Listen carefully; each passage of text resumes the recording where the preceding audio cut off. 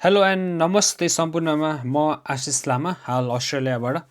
आजको मेरो विशेष भिडियो चाहिँ फुटबललाई माया गर्ने व्यक्ति र फुटबललाई के गर्छु भनेर अगाडि बढ्नुभएको सम्पूर्ण फुटबल प्रेमी र फुटबललाई अगाडि गर्ने अग्रजहरूको लागि हो।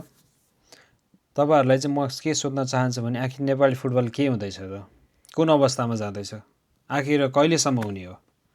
तपाईँलाई यादै छ 1000 दिन बढी भइसक्यो नेपालमा ए डिभिजन लिग हुन सकेको छैन। 3 वर्ष भनेको त सानो समय होइन नि त। एउटा खेलाडीको जीवनमा महत्त्वपूर्ण समय खेल्छ 3 वर्षले। आखिर फुटबल खेलाइदिनुहोस्, फुटबल खेल्ने अवसर दिनुहोस्। हामी फुटबल खेल्न चाहन्छौँ, हामी देशमै बस्न चाहन्छौँ, फुटबल खेलेर यही देशमा केही गर्न चाहन्छौँ, फुटबल खेलेर देशको लागि के गर्न चाहन्छौँ भनेर भन्दा पनि अवसर नपाइने भएपछि एउटा फुटबल खेलाडीले के गर्ने? यो भन्दा निरहित एउटा फुटबल खेलाडी के नै हुनसक्छ र? म फुटबल खेल्ने वातावरण बनाइदिनुहोस्, म फुटबल खेलेर यही देशमा बस्न चाहन्छु भनेर बिन्ती गुहार गर्दा पनि त्यो अवस्था छैन नेपालमा। फुटबल खेल्छु म यहीँ बसेर के गर्छु भन्ने अवस्था छैन नेपालमा। तपाईँहरू भन्नुहुन्छ खेलाडीहरू विदेशी कता गए, के गरे, अस्ट्रेलिया गए, कता गए। नेपालमा फुटबल खेल्ने वातावरण छैन। जान्न परेन त, गरी खान परेन। आफ्नो कामै नभएपछि, आफ्नो रोजगारी नै नभएपछि कसरी आम्दानी हुन्छ? के गरेर खाने हो? त्यो तपाईँहरूले सोचिदिनु भएको छ। एउटा खेलाडी भएर खेलाडीको ठाउँमा बसेर तपाईँले कहिले सोच्नु भएको छ?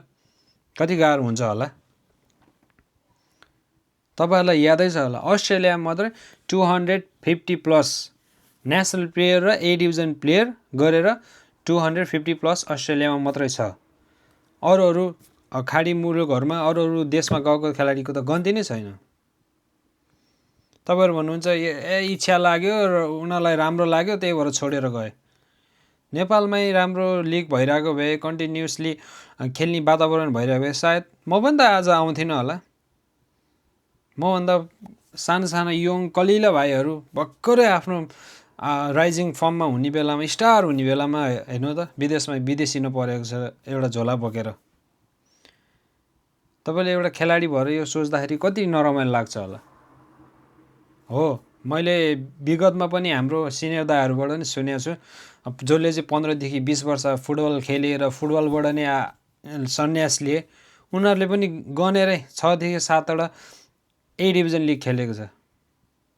तर हाम्रो समस्या भनेको ए डिभिजन गर्नु मात्रै राम्रो कुरा नि होइन है। फेरि जुन फुटबलको प्रणाली छ र फुटबललाई चलाउने व्यक्तित्वहरू हुनुहुन्छ र जसले चलाइरहनु भएको छ उहाँहरू ठिक हुनु हुँदैन, गलत हुनुहुन्छ तपाईँहरू।